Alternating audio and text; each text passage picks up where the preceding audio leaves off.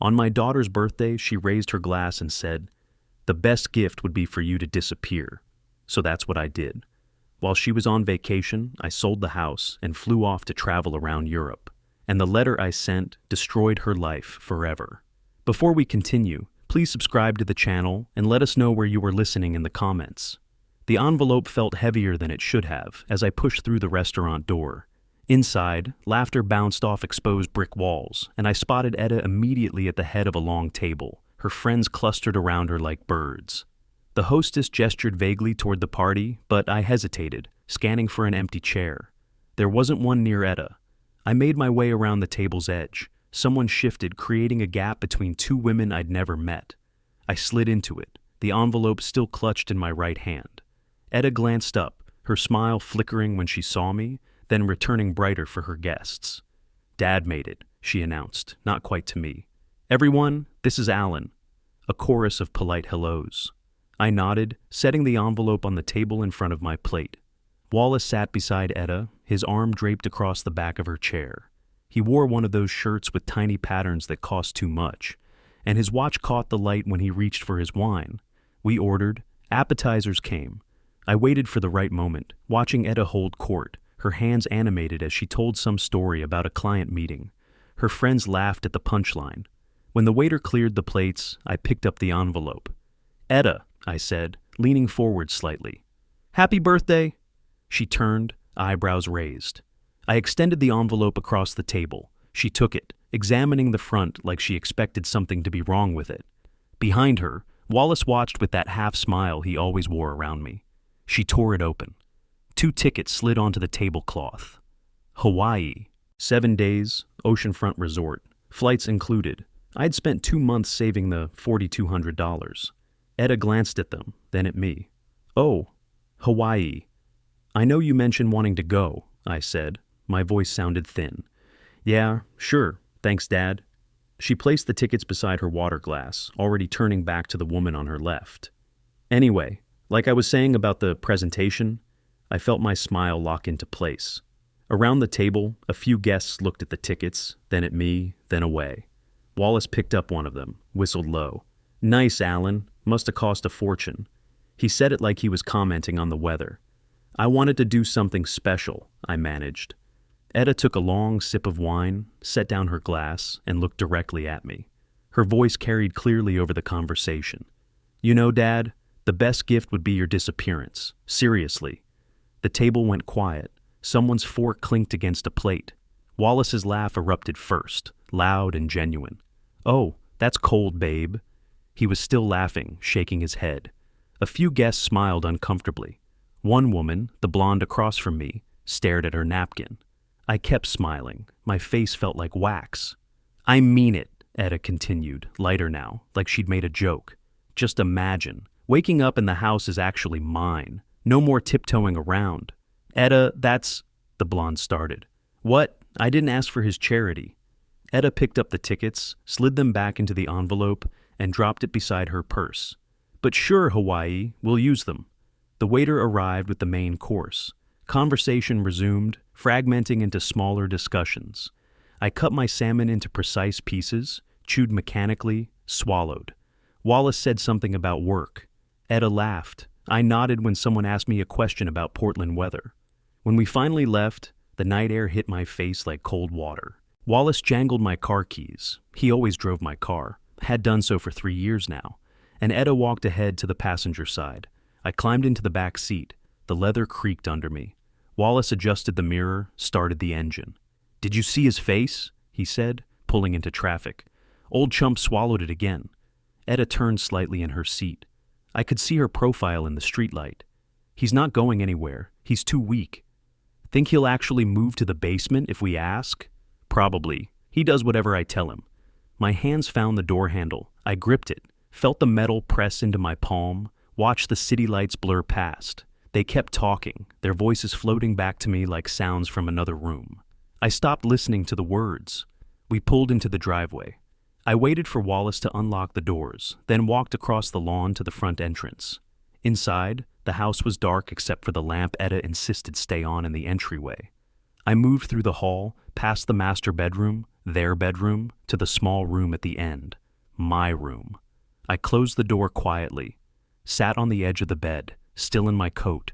The envelope was probably still in Eda's purse, crumpled now, forgotten.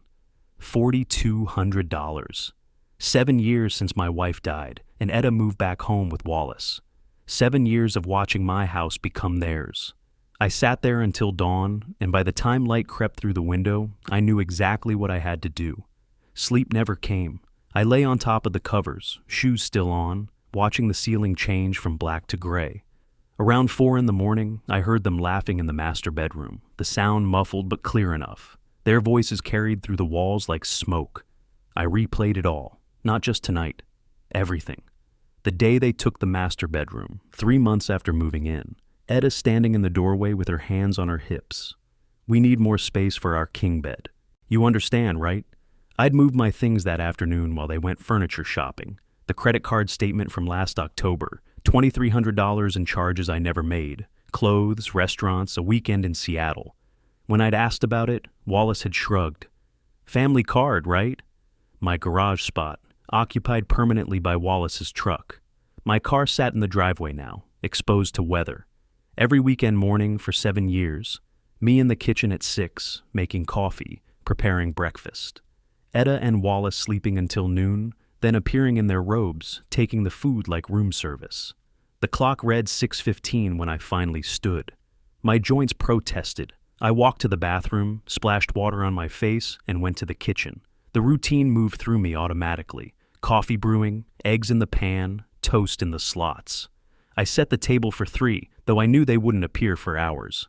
They emerged at 10:30, Wallace first, yawning, wearing pajama pants and nothing else. Eda followed in an oversized shirt, her hair tangled. They sat without greeting me. Wallace poured coffee, took a long drink, then stretched his arms overhead. Eda, maybe we should ask your dad to move to the basement. We need that room for a home office. Eda brightened. That's brilliant. We could finally have proper space. I was putting jam on my toast. My hand stopped moving. Wallace spoke louder, directing it at me now. Alan, you don't mind, right? Basement's cozy. Eda didn't look up from her phone. He doesn't mind. He never minds anything. I set down the knife. The sound of metal on ceramic seemed to fill the kitchen. I stood, picked up my plate, and walked out. Behind me, they continued talking, Wallace saying something about buying a new desk, Eda laughing. In my home office, the smallest room in the house, formerly a den, I locked the door, set my plate on the filing cabinet, opened the bottom drawer and pulled out the folder I kept there. House deed, mortgage papers, paid off 12 years ago, purchase documents from 1998, when my wife and I bought this place for $160,000. My name, only my name. I sat at the desk, turned on the laptop, typed slowly, Oregon property law, sole owner. Results flooded the screen. I clicked through them, reading carefully. Then, eviction Oregon family member. More results. I bookmarked 3 law firm websites. The house was worth $600,000 now, maybe more. The neighborhood had changed, young families moving in, coffee shops replacing auto parts stores. Someone would buy it within a week of listing. I opened a new tab. Real estate attorneys, Portland. Sorted by rating. Found 5 firms with perfect reviews. Wrote their names in my notebook. Morrison and Associates, Westside Legal Group, Patterson Law. Another tab. Realtors, Portland, Oregon. I recognized one name from a sign 3 blocks away. Added it to the list. My coffee had gone cold. I drank it anyway, staring at the bookmarked pages. Eda's voice drifted from somewhere in the house, probably talking to Wallace about the basement. My basement, in my house. I closed the laptop and pulled out my phone. Morrison and Associates had a simple website, professional photos of 3 attorneys, a phone number centered at the top. I read their practice areas, family law, estate planning, real estate disputes. My finger hovered over the call button. Through the door, I heard Wallace's footsteps on the stairs. Going up, not down. The footsteps faded. I pressed the button. The week after the basement comment, I became 2 people. At breakfast, I was still the quiet father making coffee, setting out plates, nodding when Wallace complained about traffic. But in the afternoons, when Eda and Wallace were at work, I was someone else entirely. The phone rang twice before a woman's voice answered. Morrison and Associates.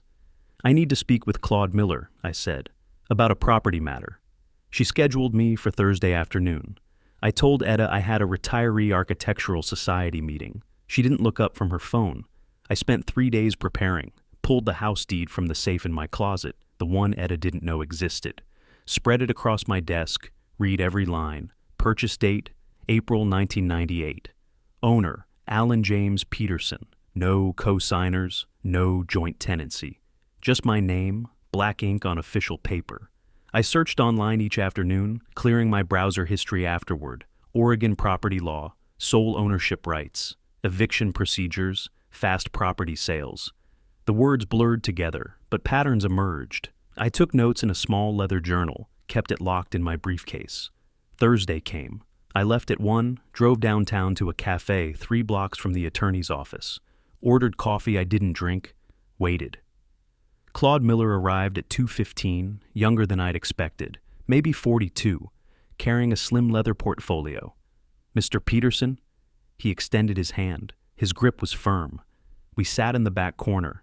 I slid the house deed across the table. He examined it, nodding occasionally, then looked up. In Oregon, if you're the sole owner on the deed, you have complete authority, he said. Occupants without ownership have no legal say in the sale. I kept my voice level. Even if it's my daughter living there, even then, legally she's a tenant without a lease. You're not required to notify her until sale completion. He tapped the deed. This is straightforward. You want to sell? Yes. Timeline? Fast. He wrote something in his portfolio. Standard closing takes 30 to 45 days. With the right buyer and cash offer, we can compress that. But there's a practical issue. Buyers prefer vacant properties. I understand. Can you manage that? I thought of the Hawaii tickets still sitting somewhere in Etta's room. Yes. Claude quoted his fee structure. I wrote a check for $350. He gave me his card, told me to call when I had a listing agent. We shook hands again. I walked back to my car feeling lighter than I had in years. That weekend, I found Cecil Thompson's name on a real estate sign 4 blocks from my house. Called Monday morning. He arrived Tuesday at 3, when I knew Etta and Wallace would be at work until 6. Cecil was my age, maybe a few years younger, with the enthusiasm of someone who genuinely loved houses. He walked through each room, taking notes, photographing angles. Laurelhurst, he said, standing in the living room. This is a desirable neighborhood. Young families, professionals, original hardwood floors, updated kitchen. What year was the roof replaced? 2018, he nodded, adding to his notes. In the kitchen, he checked cabinet hinges, water pressure, appliance models. Upstairs, he measured the master bedroom, commented on the bathroom fixtures. He spent 10 minutes examining the basement. Back in the living room, he pulled out his tablet, showed me comparable sales. Houses within a 6-block radius. Sale prices, days on market, final offers versus asking. Based on current conditions in these comparables, I'd list at $520,000, he said. Market's strong right now. I can get you asking price, maybe more. I'd paid $160,000 in 1998. How fast can you move? With the right buyer, 3 to 4 weeks from listing to closing. He studied my face. You looking to move quickly? Yes. Any complications? Occupants? They'll be gone when needed. Cecil smiled. Then we're in business. I'll draft the listing agreement. We can have you on the market within a week. I signed his papers the next day, back at his office in a small commercial building off Burnside. Standard commission, 6%. Exclusive listing agreement. He promised to start marketing immediately. Driving home, I calculated timelines in my head. 30 to 45 days from listing to closing. That meant mid-May at the earliest, possibly early June. I needed Etta and Wallace gone for at least a week during that window. The house had to be empty when the sale finalized. I pulled into my driveway, parked in my usual spot outside the garage where Wallace's truck sat. Walked through the front door. Etta was in the living room, scrolling through her phone. She didn't glance up when I entered. I went to my room, closed the door, sat on the edge of the bed. Everything was in place except one crucial element. They needed to be gone when the sale closed. And then I remembered. The Hawaii tickets were still sitting unused in Etta's room. The Hawaii tickets had been sitting in Etta's dresser for 2 months. She'd barely glanced at them since the party. but they had an expiration date printed clearly on the bottom, May 28th. That gave me an idea. I started slowly. The next morning at breakfast, I mentioned it casually while pouring coffee. Those tickets expire end of May. Seems wasteful. Etta looked up from her yogurt. I'll go when I feel like it. Of course, just mentioning. I returned to the stove, flipping eggs. 2 days later, I left a glossy hotel brochure on the kitchen counter, Hawaii Resort, featured prominently on the cover, found it online, ordered overnight delivery. Etta walked past it twice before Wallace picked it up. This place looks incredible, he said that evening, showing her the photos. Infinity pools, ocean views, spa packages. Dad probably left it there, Etta said, dismissive. But Wallace kept the brochure. I saw it on his nightstand the next time I put away laundry. I listed the house with Cecil on May 1st. He uploaded photos, created the listing, scheduled showings. I made sure to be present for everyone, telling Etta I was visiting old colleagues, running errands, anything to explain my absences. She never questioned it. May 4th, Wallace brought up Hawaii during dinner. Why not take the free vacation? Everything's paid for. We'd be stupid to waste it. Etta shrugged. Fine. First week of May? Make it mid-May. I need to clear some sales first. I said nothing, just cleared plates and loaded the dishwasher while they debated dates. Cecil called on May 7th. I was in the garage, supposedly organizing tools. Alan, I have a serious buyer, Dr. Effie Chen, relocating from San Francisco. She's offering $515, cash, close within 7 days. My heart rate didn't change. When can she close? She's flexible, prefers mid-May. That work for you? I watched Wallace's truck through the garage window. Mid-May works perfectly. I'll draft the purchase agreement. Can you come by tomorrow to review? 2 o'clock. That night, I heard them through the walls. Wallace's voice carried easily. Let's book it for May 12th through 19th. 7 nights. That give you enough time? I suppose, Etta said, if we have to go. I lay in bed, calculating.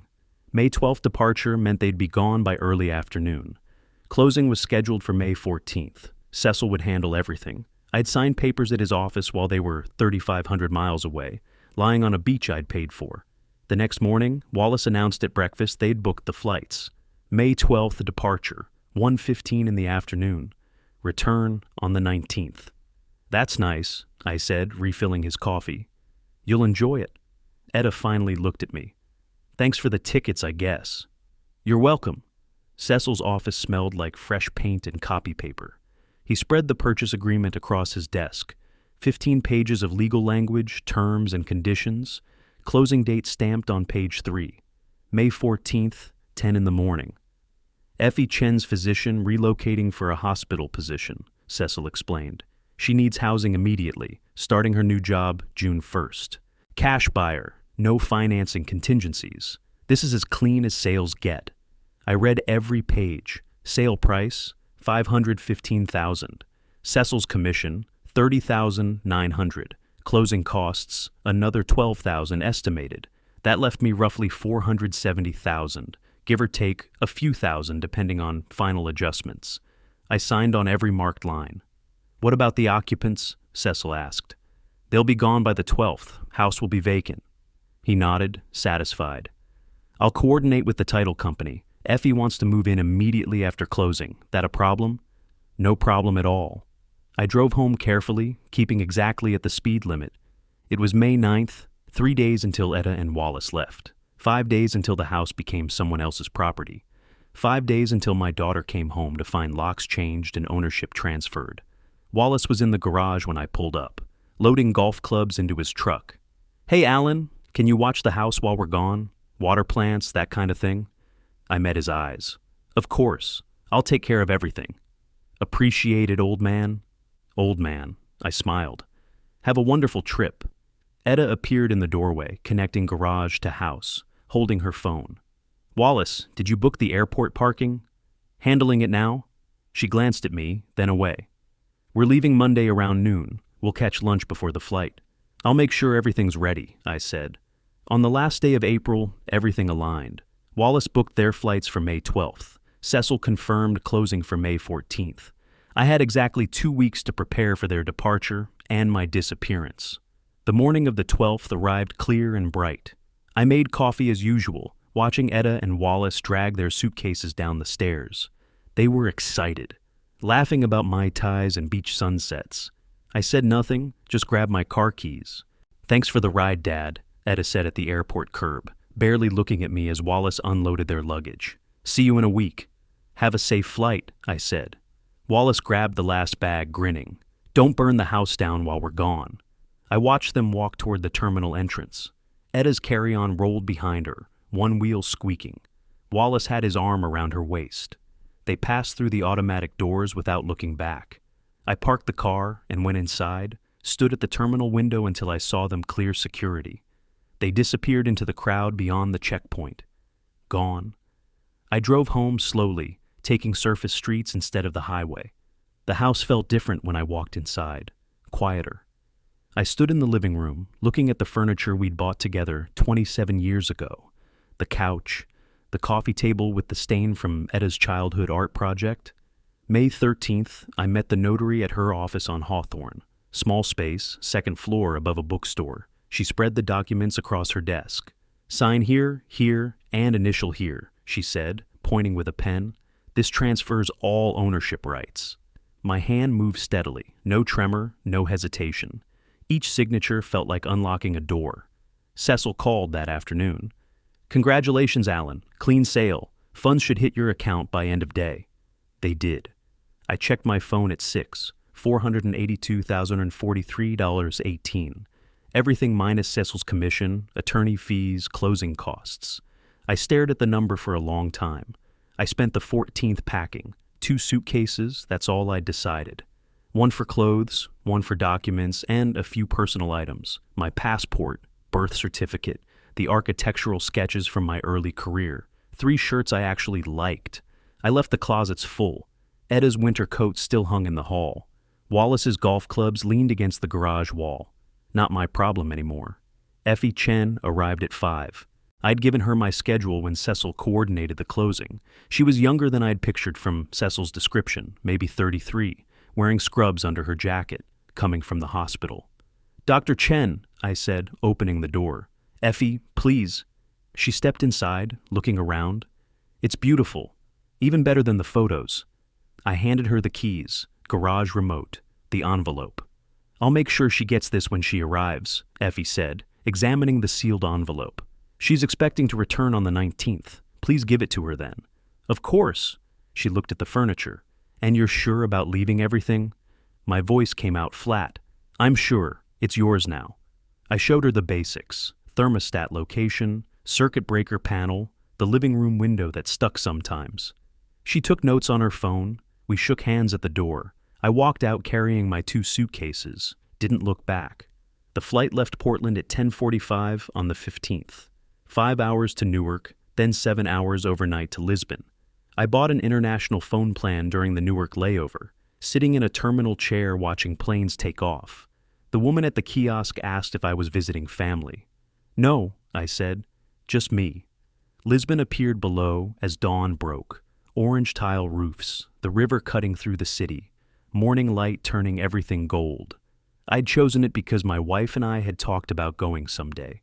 We never made it. Now I was going alone. The hotel was in Alfama, oldest part of the city. Narrow cobblestone streets, buildings pressed close together, laundry hanging between windows. My room was small, clean white walls, single bed, window overlooking the street 3 floors below. I pulled the old phone from my pocket, the one with my Portland number, the one Etta had, the one tied to my old life, powered it down completely, removed the SIM card, placed it in the hotel safe, and locked the door. The new Portuguese SIM sat in my wallet, ready when needed. I unpacked slowly, hung my 3 shirts in the narrow closet, stacked my documents in the desk drawer, set my passport on the nightstand. I locked the old phone in the hotel safe and pocketed the new one. The room was small but clean, overlooking narrow cobblestone streets. Outside, I heard Portuguese conversations, street musicians, life continuing. My life, for the first time in years, mine alone. I woke to unfamiliar sounds, church bells, seagulls, Portuguese voices rising from the street below. For a moment, I didn't remember where I was. Then it hit me. I was free. No one knew where I was. No one could demand anything. I smiled. The first 3 days blurred together in the best way. I wandered Alfama's maze of streets with no destination. Found a cafe where an old woman served coffee and pastel de nata, pointing at things when my Portuguese failed. I nodded, said obrigado badly, ate whatever she brought. I rode tram 28, the yellow tourist line that climbed the hills. Camera around my neck like I belonged there. Took photos of tile work, doorways, laundry lines. Nobody knew me. Nobody expected anything. I could disappear into crowds or sit alone in squares, watching pigeons and old men playing cards.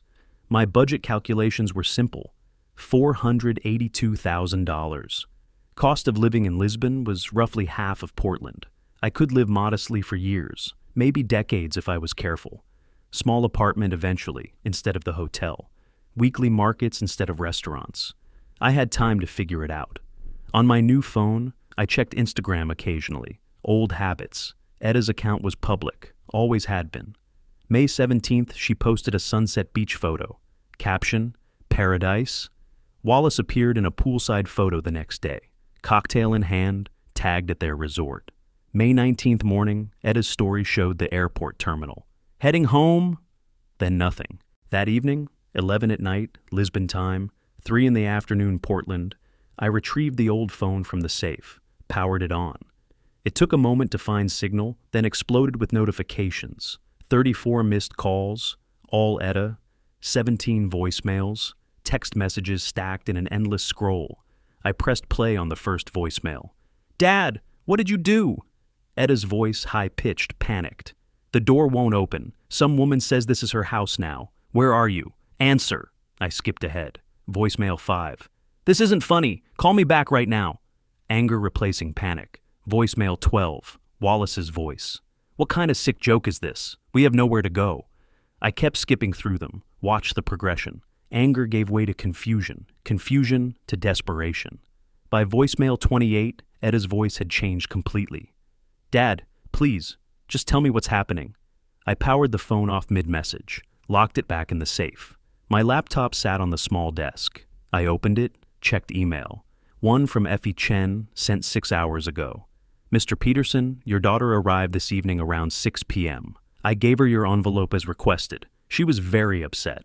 I've allowed her 3 days to collect her belongings from the property. I hope everything is all right on your end." I typed a brief response. "Thank you for your understanding." "Yes, everything is planned." Sent it, closed the laptop. Outside my window, the Alfama was coming alive with evening activity. Voices echoing between buildings. Fado music drifting from somewhere below. The smell of grilled sardines from a nearby restaurant. I grabbed my jacket and headed out. Found a small tavern 2 streets down, sat at a table near the window. The waiter approached, friendly. "Café? Pastel de nata?" He pointed at the menu. "Sim, obrigado," I said, gesturing to the grilled fish another table was eating. He nodded, disappeared into the kitchen. I sat watching people pass on the street, couples holding hands, old women carrying shopping bags, a man walking a small dog. Normal life, anonymous life. While I was eating grilled sardines at that riverside tavern, Edda was standing outside my old house, locked out. I didn't know the exact details until I'd checked the phone, but I could imagine it. The key not working, the panic rising, the strange woman opening the door, explaining she was the owner now. The envelope with just 2 words inside. "Happy birthday." I'd thought about writing more, an explanation maybe, justification. But those 2 words said everything that needed saying. She'd understand. Eventually. Back at the hotel later, I stood at the window looking down at the street. Tomorrow I'd explore Belém, see the tower and monastery everyone talked about. Tonight, I'd sleep without setting an alarm. The phone could stay in the safe for another week, maybe longer. I had nowhere to be, no one waiting, no one to answer to. Just me and a city full of strangers who didn't know my name. I fell into a routine, mornings exploring, afternoons at cafes, evenings watching sunset from Miraduro de Santa Lucia. Every 2 days, I retrieved the old phone from the safe, a ritual checking in on the life I'd left behind. May 21st. I unlocked the safe, pulled out the phone, powered it on. The notification counter climbed, 79 missed calls. I scrolled through the log, all Edda, except 3 from Wallace. I pressed play on Wallace's voicemail from the 20th. Because of you, we're on the street. His voice filled the small hotel room, raw with rage. Come back and fix this, old man. I deleted it, selected another. Etta's voice, May 23rd. Dad, how could you? She was crying, words breaking apart. All our things. We had to rent some awful studio for $1,400. We have no money. I pressed skip. Another one from Wallace, May 24th. A text message this time. Answer your phone, you coward. I kept scrolling. May 25th, Etta again. Her voice had changed, exhausted, empty. Please, just tell me you're okay. I need to know you're alive. I closed the messages, opened my laptop at the small desk. New email from Effie, sent yesterday. Mr. Peterson, your daughter and her husband collected their belongings this week. There was a significant argument right outside my house. He was accusing her of something. I couldn't make out all the words, but voices were raised. They both seemed very distressed. I read it twice. Pictured Wallace pointing fingers, Etta trying to explain, their unity fracturing under pressure. I'd seen it happen in architectural firms. When projects collapsed, partnerships dissolved fast. I opened my banking app, scrolled through transaction history. The credit cards I'd canceled before leaving showed final status. Account closed, but the historical charges remained visible. Restaurants, 200, 300 at a time, clothing stores, electronics, thousands accumulated over months. Every charge declined on May 19th. They'd been living entirely on my credit, not supplementing their income, replacing it. I powered down the phone, deleted the voicemails I'd listened to, clearing space, locked it back in the safe, walked downstairs into Lisbon afternoon sunshine. A vendor sold grilled chestnuts on the corner. I bought a paper cone full, ate them slowly while watching tourists photograph tile work. My hands were steady, my breathing even. 2 days later, I checked again. 93 missed calls now. I listened to one from May 26th, Etta's voice barely above a whisper.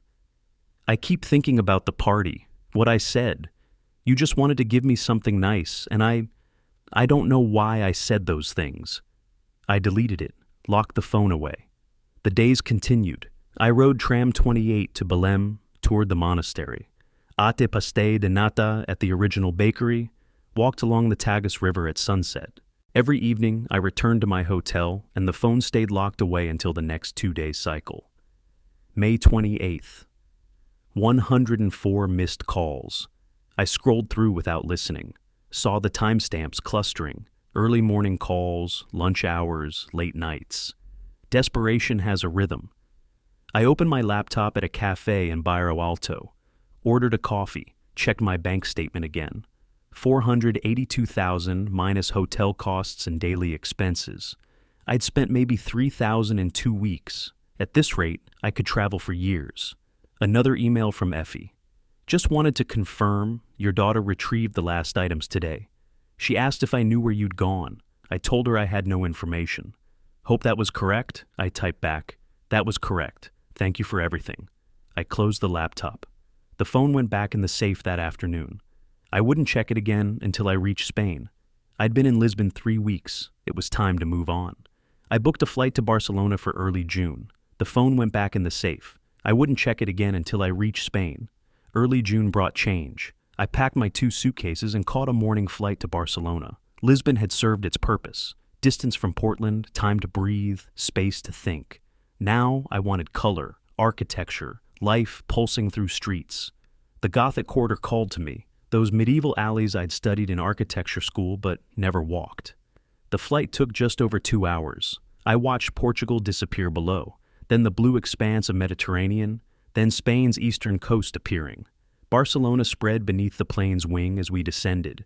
The grid of Example, the spine of Las Ramblas, Sagrada Familia rising like a Gothic fever dream. The hotel sat on a narrow street near Las Ramblas, close enough to hear the crowds but far enough to sleep. My room was small, 4th floor, overlooking a plaza where old men played chess at stone tables. I unpacked slowly, establishing new routines, hung my 3 shirts in the closet, set my passport on the nightstand, placed my phone in the room's safe. Not the old ritual, just habit now. Barcelona welcomed me with late spring warmth. I spent my first days learning the neighborhood. Morning walks through Gothic quarter alleys, streets so narrow I could touch both walls if I stretched. Medieval stonework, Roman ruins visible through glass floors and museums. Afternoons at Sagrada Familia, Gaudi's vision rising toward the sky. Still unfinished after a century. I'd go back 3 times that week, sitting on benches across the street, watching light change the colors of the stained glass. Evenings, I discovered tapas bars in El Born, small places where locals gathered after work, standing at bars, sharing plates of jamon and olives and anchovies. I learned to order in broken Spanish, pointing when words failed. The bartenders were patient, amused by my efforts. A week passed before I checked the phone. Mid-June. I'd been walking Barceloneta Beach, feet in sand, watching cargo ships far out on the horizon. Back at the hotel, I retrieved it from the safe. 137 missed calls. The frequency was dropping. I scrolled to recent voicemails, pressed play on one from June 14th. Edda's voice was different now. Not angry, not crying, just flat. Exhausted in a way that went beyond physical tiredness. Dad, Wallace left. He blamed me for everything. Said I destroyed it all with my mouth at that party. That one stupid comment that made you snap. She paused. I heard traffic in the background, cars passing. We're getting divorced. I sold his truck to pay off the credit card debt. Over $20,000 we'd charged. I didn't realize how much until the bills came, and you weren't there to... Anyway. Another pause. Longer. Please, just let me know you're alive. I powered down the phone, locked it back in the hotel safe. Went out for lunch at a small place near the Picasso Museum. Ordered grilled sardines and a glass of white wine. Sat in the sun, watching tourists photograph the museum entrance. Wallace had left. The marriage hadn't survived financial pressure.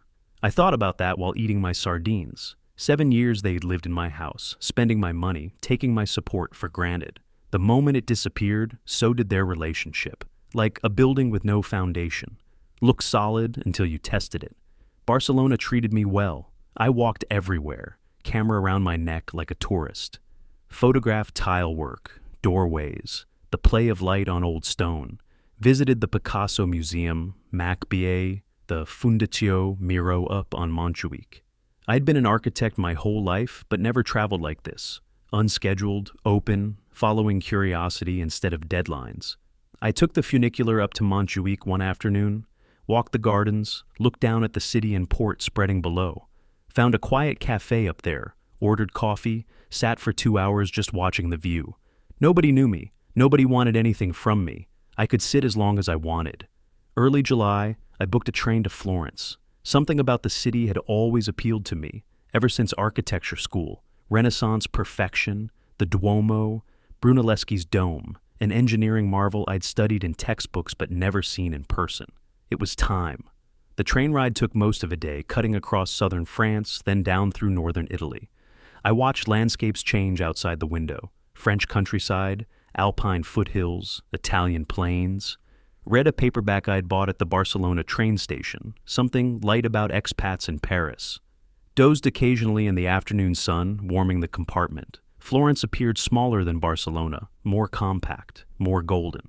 The train pulled into Santa Maria Novella station, and I stepped out into Italian heat, different from Spanish heat somehow, heavier, more ancient. I found a hotel near the station, small, family-run place. The owner spoke enthusiastic English with dramatic gestures, showed me to a room on the 3rd floor, tall windows opening onto a narrow street. The bathroom was tiny, shower stall barely big enough to turn around in, but the bed was comfortable, and I could walk to the Duomo in 10 minutes. That first afternoon, I did exactly that. Walked to the Duomo, stood in the piazza, neck craned back, staring up at the dome. Other tourists snapped photos, posed for selfies. I just looked, studied the engineering, the way Brunelleschi had solved the problem of spanning that enormous space. Genius work. I stood there for 20 minutes, maybe longer, just appreciating what human hands and minds had built. That evening, I found a cafe near Ponte Vecchio. Sat at an outdoor table as sunset painted the Arno orange and gold. Ordered an espresso, then a small glass of Chianti. The waiter was friendly, welcoming. Americano, welcome to Firenze. Thank you, I said. It's beautiful here. Cece, the most beautiful. You stay long? A few weeks, maybe longer. Good, good. Enjoy, enjoy. I pulled out my phone while sipping the wine. Fewer calls now. Maybe 43 since I'd last looked in Barcelona, spread over 3 weeks. But new text messages appeared in clusters. One from early July. Lost my job today. Couldn't concentrate. Manager said I seemed absent. Everything's falling apart. Another from 2 days ago. Got 2 jobs now. Waitress daytime, cashier evenings, 12-hour days. I finally understand what it's like to survive without a safety net. I read them both twice. Set my phone face down on the small table. The waiter returned, asked if I wanted anything else. I shook my head, paid, left a generous tip. Walking back to my hotel as twilight deepened, I thought about those messages. Etta working 12-hour days, learning what survival meant. Understanding finally what I'd provided for 30 years without acknowledgement. Better late than never, I supposed, though it was definitely late. Another text came through while I was getting ready for bed. I picked up the phone from the nightstand. You were my safety net all those years. I never saw it. I read it once, set the phone down, turned off the light. Lay in darkness listening to Florence outside my window. Distant conversations, a motorcycle passing, someone's television playing through thin walls. Now she sees, I thought. Too late, but she sees. The next week I explored Florence systematically. Climbed the Duomo's 463 steps to the top. Emerged breathless onto the observation platform. Looked out at terracotta roofs spreading in every direction. Visited the Uffizi Gallery. Stood in front of Botticelli's Birth of Venus for 20 minutes, studying the composition, the colors, the way she emerged from that shell. Ate gelato in Piazza della Signoria. Wandered through Boboli Gardens, finding quiet corners where I could sit and sketch. Each evening, I returned to the same cafe near Ponte Vecchio. It became my routine. Order espresso, sometimes a small glass of wine. Watch the city's rhythm, locals rushing home from work. Tourists meandering with cameras and gelato, street artists setting up for evening crowds. My phone stayed mostly silent now. Etta's messages came weekly instead of daily, each one shorter than the last. She'd stopped asking me to respond, just reported her situation like sending updates to someone far away who might care but wouldn't reply. Working doubles this week, feet hurt constantly. Manager said I'm doing well, first time anyone's praised my work in years. Saw the Hawaii tickets in my stuff while packing. Can't believe I complained about them. You spent so much. I read each message once, never replied, deleted them after a day or two, keeping my phone clean. The past was the past. These were just echoes fading. The calls had stopped completely by mid-July. No more voicemails, just occasional texts, growing more infrequent. Etta had given up on hearing my voice, accepted my silence as permanent. I finished my espresso as the Florentine sun dipped behind terracotta roofs, painting everything in shades of amber and rose. My phone vibrated against the small metal table. Another message from Etta. I almost didn't check it, but something made me look. By late July, Florence felt like home. I knew which cafes served the best espresso, which streets stayed cool in afternoon heat, which vendors at the Sano Spirito market sold the freshest produce. I'd stopped thinking about Portland every day. Sometimes a whole week passed without checking the phone. Then the email arrived from an address I didn't recognize. I was at my usual spot near Ponte Vecchio, watching tourists pose for photos on the bridge. The afternoon stretched lazily ahead, maybe a walk to Boboli Gardens, maybe just sitting here watching the Arno flow past. I opened my laptop to check the weather forecast for tomorrow. The email sat at the top of my inbox. Subject line: About Etta. My finger hovered over delete. I'd gotten good at ignoring anything related to my old life, but something made me click. Mr. Peterson, I'm Kate, Etta's friend. She asked me to write because you've blocked her. She's in bad shape. Lost 15 pounds, working 2 jobs, barely making rent. Wallace left her. She says she deserved this. Maybe you're right, but she genuinely regrets everything. If you care at all, please respond. Kate. I remembered her now. The blonde woman at the party who'd sat across from me. The one who'd looked uncomfortable when Etta made that comment about my disappearance. She'd tried to say something. Etta, that's... But Etta had cut her off, dismissive. I closed the laptop abruptly, left a €10 note on the table, more than enough for the espresso. Walked away without finishing it, something I never did. The cup sat there, still half full, as I crossed the bridge. For hours I walked Florence streets I'd come to know, crossed the Arno twice, climbed the long path up to Piazzale Michelangelo, stood at the overlook, looking down at the city spreading below, the Duomo rising in the distance. Tourists took selfies, vendors sold cheap souvenirs. I just stood there, hands in my pockets, thinking about words I'd read on a screen. Lost 15 pounds, working 2 jobs, barely making rent. Back in my hotel room that night, I sat at the small desk, opened the laptop, stared at a blank email reply. The cursor blinked, waiting. I typed 3 words. I'm doing well, deleted them. Started again. Thank you for, deleted that too. Closed the laptop. Walked to the window. The Alfama had lights coming on as evening fell, restaurants opening, the neighborhood coming alive. The next day I didn't write anything, just walked, visited the Uffizi again, stood in front of paintings I'd already seen twice, bought gelato I didn't finish, sat in parks watching pigeons. Day 3. Still nothing written. I kept opening that blank email, staring at it, closing it again. On the 4th day something shifted. I sat at a different cafe, one I'd never been to before, near Santa Croce, ordered an Americano, opened the laptop, and typed without stopping. Thank you for writing. Tell Etta I'm alive and well. But I'm not returning. She wanted my disappearance. She received it. Let her live her life now. I hit send before I could reconsider. Closed the laptop, drank my coffee. It tasted bitter. Kate replied within hours. I was back at the hotel when the notification came through. She cried when I told her, but she said she understands. I read it 3 times. Closed the email. That should have been the end. The calls stopped completely after that. I checked my phone a few days later. Nothing new. Then a week passed. Still nothing. Late August, I pulled it out of my bag where I'd been keeping it, not even bothering with the safe anymore. The ritual had become meaningless. One last voicemail. August 5th, almost 3 weeks old. I'd missed it in my deliberate avoidance. I pressed play, held the phone to my ear. Dad. Etta's voice was barely recognizable, small, broken, raw in a way I'd never heard. I'm not calling anymore. I understand now. A pause. I heard her breathing, uneven. You were right. I was a monster. I'm sorry. She was crying, not the performative tears from before, not the manipulation I'd witnessed for years. Real ones, exhausted ones. The kind that come when you finally run out of fight. Then silence. The message ended. I stood there in my small hotel room, phone still pressed to my ear, listening to nothing. Set it down carefully on the desk. Picked it up again. Played the message a second time. Then a third. Each time, I heard something different. The first time, the words themselves. The second time, the exhaustion behind them. The third time, the acceptance. She wasn't asking for anything. Wasn't demanding I return or fix anything. Just acknowledging what she'd learned. I set the phone down and walked to the window. Florence spread below me, golden in evening light.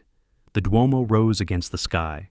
Tourists filled the streets, life continuing, indifferent to one man's small drama. I'd made my decision months ago. Nothing changed that. Nothing could. But I could acknowledge what she'd learned. That was enough. I booked a flight back to Barcelona the next morning, not running this time, choosing, moving forward, not away. Late August found me back in Barcelona, not passing through this time, staying, building something. I spent 3 days looking at apartments before I found the right one. Small place in Gracia, 2nd floor of a converted building. Tree-lined streets outside, local markets on every corner, neighborhood cats sleeping in doorways. The landlord was a woman in her 60s, Maria, who spoke careful English with a thick Catalan accent. She showed me the balcony, the small kitchen, the bedroom with its single window overlooking the plaza below. €900 each month, she said. 6 months minimum? Perfect, I said. I'll take it. She handed me the keys that afternoon, 2 small brass keys on a simple ring. I held them in my palm, feeling their weight. The first keys to a place that was truly mine in 7 years. I unpacked my 2 suitcases slowly, methodically. 3 shirts in the narrow closet, my documents in the desk drawer, passport, bank statements, the house sale papers I'd kept, my architectural sketches spread on the small table. This wasn't temporary anymore. This was home. The apartment was modest, kitchen barely bigger than a closet, bathroom with a shower stall that dripped, bedroom just large enough for the bed and a chair. But the balcony. That made everything worthwhile. I could sit there with morning coffee, watch the neighborhood wake up, evening wine, watch it settle down to sleep. I pulled the old phone from my bag, powered it on one final time. The screen lit up, notifications loading. Nothing new since August 5th. Etta had kept her word. 3 weeks of silence. I scrolled through the message history one last time. Hundreds of texts, voicemails, the whole desperate chronicle of consequences catching up. I opened Instagram, something I hadn't done in months. My fingers remembered Etta's username automatically, typed it without conscious thought. Her profile appeared, last post, August 10th. 5 days after her final voicemail, a photo of herself in a waitress uniform, green fabric with white trim, name tag pinned to her chest, though I couldn't read the name from the angle. The photo was taken in a mirror, probably a restaurant bathroom. No filter, natural fluorescent light. Raw, caption, new life, new lessons. No emojis, no hashtags, no performance. Just 7 words. She wasn't smiling in the photo, just looking at the camera with an expression I couldn't quite read. Tired, yes. Thinner, like Kate said. Her face had lost its fullness, cheekbones more prominent. But there was something else. Something in her eyes. Not the entitled confidence from before. Not the panic from the voicemails. Something quieter. Acceptance, maybe. Or the beginning of understanding. I studied the photo for a long moment. Zoomed in slightly, looking at details. The background showed industrial kitchen equipment. The uniform looked cheap, polyester probably. Her hair was pulled back in a simple ponytail, no styling. This was real work, hard work. The kind I'd done my whole life while she lived comfortably in my house. I closed Instagram, opened the messaging app, held my finger on the first conversation. Etta's name at the top, with that red notification badge I'd ignored for months. Selected it, then the next, and the next. Wallace, Cecil, Claude, Effie. Everyone connected to that old life. Delete, delete, delete. The phone asked me to confirm each one. Are you sure? Yes. Are you sure? Yes.